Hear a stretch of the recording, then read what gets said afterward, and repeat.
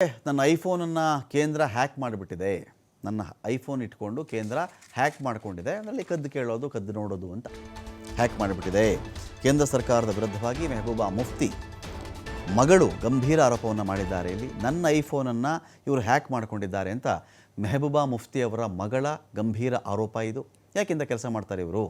ಮಹಿಳಾ ಲೀಡರ್ಗಳು ಯಾರ್ಯಾರು ಇದ್ದಾರೋ ಇವ್ರ ಮೇಲೆ BJP ಕಣ್ಣಿಟ್ಟಿದೆ ಅಂತ ಹೇಳಿ ಇಲ್ತಿಜಾ ಮುಫ್ತಿ ಹೇಳ್ಕೊಂಡಿರೋದು. ಯಾರೇ ಲೇಡಿ ಲೀಡರ್ಗಳಿದ್ದರೂ ಸಾಕು ಅವ್ರ ಮೇಲೆ ಕಣ್ಣಿಟ್ಟಿರ್ತಾರೆ ಇವರು BJP ಅವರು ಅಂತ ಹೇಳಿ ಅವರ ಟೀಕೆ ಇದು.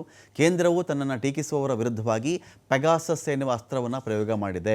ಇಲ್ತಿಜಾ ಮುಫ್ತಿ ಜಮ್ಮು ಕಾಶ್ಮೀರದ ಮಾಜಿ ಮುಖ್ಯಮಂತ್ರಿ ಮೆಹಬೂಬಾ ಮುಫ್ತಿ ಮಗಳು. ಇವರು ಪೆಗಾಸಸ್ ಇಟ್ಕೊಂಡು ಮಾಡಿದ್ದಾಯಿತು, ಈಗ ನನ್ನ ಐಫೋನನ್ನೇ ಹ್ಯಾಕ್ ಮಾಡ್ಕೊಂಡು ಕೂತಿದ್ದಾರೆ ಇವರು ಅಂತ ಅವರ ಆರೋಪ. BJP ನಾಚಿಕೆ ಇಲ್ಲದೆ ಮಹಿಳೆಯರ ಮೇಲೆ ಸ್ನೂಪ್ ಒಂದು ಕಣ್ಣಿಟ್ಟಿರುತ್ತೆ ಅವ್ರ ಮೇಲೆ, ಅವರನ್ನು ಚೆಕ್ ಮಾಡುತ್ತೆ. ಇದು ಅವ್ರ ಫೋನನ್ನು ಹ್ಯಾಕ್ ಮಾಡ್ಕೊಳ್ತಾರೆ, ಮಾಹಿತಿಗಳನ್ನು ಕದೀತಾರೆ, ಅವ್ರ ಫೋನ್ ಯಾರಿಗಾದರೂ ಕಾಲ್ ಮಾಡಿದ್ರೆ ಕದ್ದು ಕೇಳಿಸ್ಕೊಳ್ತಾರೆ ಅಂತ ಅವರ ಒಂದು ಆರೋಪ. ಅದು ಇಲ್ತಿಜಾ ಅವ್ರದ್ದು.